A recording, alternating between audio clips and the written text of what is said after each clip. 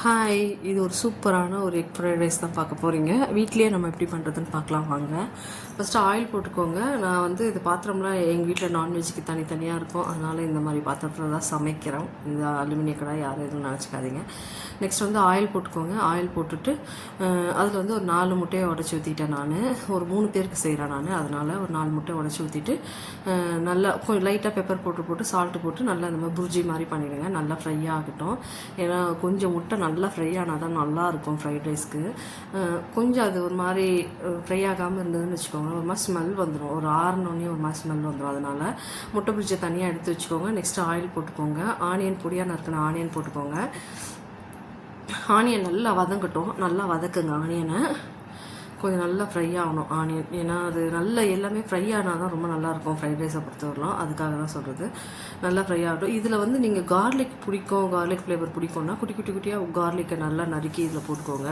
நிறைய பேர் பச்சை மிளகாலாம் போடுவாங்க. நான் அதெல்லாம் போடல. நான் வந்து ஒரு அத்தன்டிக்காக ஹோட்டல் ஸ்டைலில் தான் பண்ணுறேன்.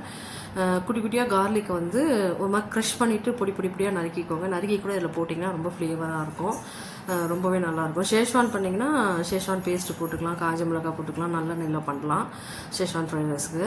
இது மாதிரி நீங்கள் வந்து பண்ணுறது இது சாதாரணமாக ஒயிட் ஃப்ரைட் ரைஸ் மாதிரி தான் நான் பண்ணுறேன். அதனால் இதில் நான் கார்லிக் போடல, வெறும் ஆனியன் மட்டும் தான் போட்டேன்.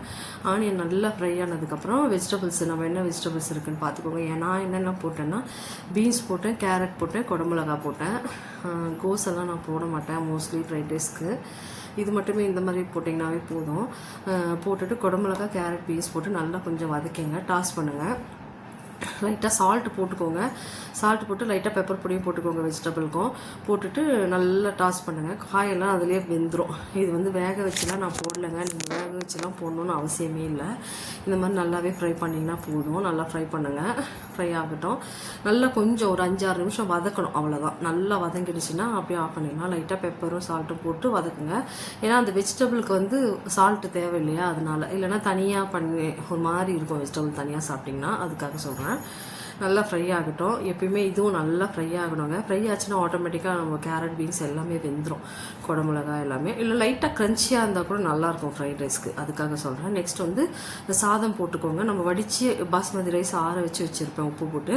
அதை போட்டுட்டு அதுக்கப்புறம் எக்கு பொடி மாசையும் போட்டுட்டு நல்லா மிக்ஸ் பண்ணுங்கள். மிக்ஸ் பண்ணி நல்லா மிக்ஸ் பண்ணணும். கொஞ்சம் பெரிய யோக்காக இருந்தால் நல்லாயிருக்கும். என்கிட்ட அதெல்லாம் இல்லை, இதுதான் இருந்தது. அதனால் இது நல்லா ஃப்ளேம் வந்து ஹைலியே வச்சுட்டு நல்லா மிக்ஸ் பண்ணுங்கள். நல்லா மிக்ஸ் ஆகட்டும். இதில் நான் எதுவுமே போட போகிறது இல்லைங்க. சில்லி பவுடர் வேணால் லைட்டாக வேணும். ரொம்ப காரம் சாப்பிட்றவங்க இருந்தால் லைட்டாக வெறும் சில்லி பவுடர் இருக்கு இல்லையா, அது வந்து வேணால் ஒரு 2 சிட்டிக்கை போட்டுக்கலாம். நான் அதெல்லாம் போடல, வெறும் பெப்பர் பொடி தான் போட்டேன். பெப்பர் பொடி போட்டுட்டு நல்லா வந்து ஃப்ரை பண்ணுங்கள்.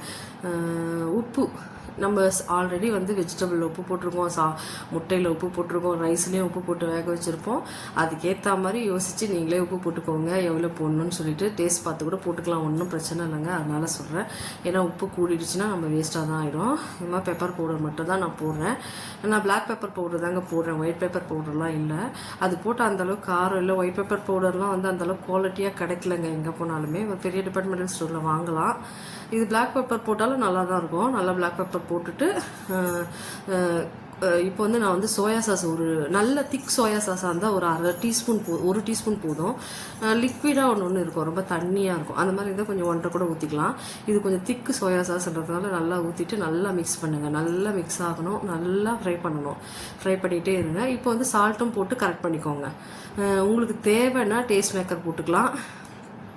அது ரொம்ப நல்லா தான் இருக்கும். டேஸ்ட் மேக்கர் போடலாம். அது எல்லோரும் சொல்லுவாங்க, பயமுறுத்துவாங்க சாப்பிடக்கூடாதுன்னு.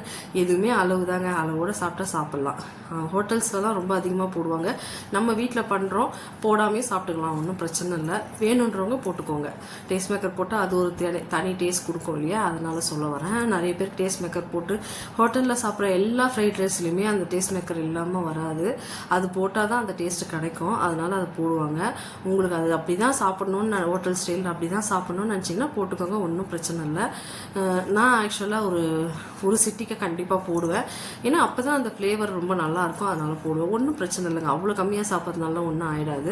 அந்த ஒரு சிட்டிக்கை வந்து அவ்வளோ டேஸ்ட் கொடுக்கும் இதில், அதனால் நான் போடுவேன். போட்டுக்கோங்க. நான் வந்து இது வீடியோவில் காட்டலை, நான் அப்புறமா போட்டு ஃப்ரை பண்ணிக்கிட்டேன், எனக்கு ஒன்றும் பிரச்சனை இல்லை. அதனால் உங்களுக்கு தேவைப்பட்டால் போட்டுக்கோங்க, தேவையில்லைன்னா விட்டுருங்க. ரொம்ப டேஸ்ட்டாக இருக்குங்க. நல்லா ஃப்ரை பண்ணிவிட்டு கொஞ்சம் ஹை ஃப்ளேம்லேயே தான் இருக்கணும். ஃபயர் மட்டும் கம்மி பண்ணாதீங்க. ஹை ஃப்ளேம்லேயே வச்சு நல்லா ஃப்ரை பண்ணிகிட்டே இருந்தீங்கன்னா அவ்வளோ சூப்பராக இருக்கும் சாப்பிட்றதுக்கு. சாப்பிட்டிங்கன்னா அவ்வளோ எம்மியாக இருக்கும். இது கூட ஏதாவது ஒரு மஞ்சூரியன் பண்ணி வச்சு கூட சாப்பிட்டுக்கலாம். எங்களுக்கு வந்து இது வெறுமனே சாப்பிடவே பிடிக்கும். ஏன்னா சூடாக சாப்பிட்டோன்னு வச்சுக்கோங்களேன், ஃப்ரைட் ரைஸை பொறுத்தவரைக்கும் நம்ம சாப்பிட்றதே தெரியாது, அவ்வளோ நல்லாயிருக்கும். இதில் நல்ல எக்கு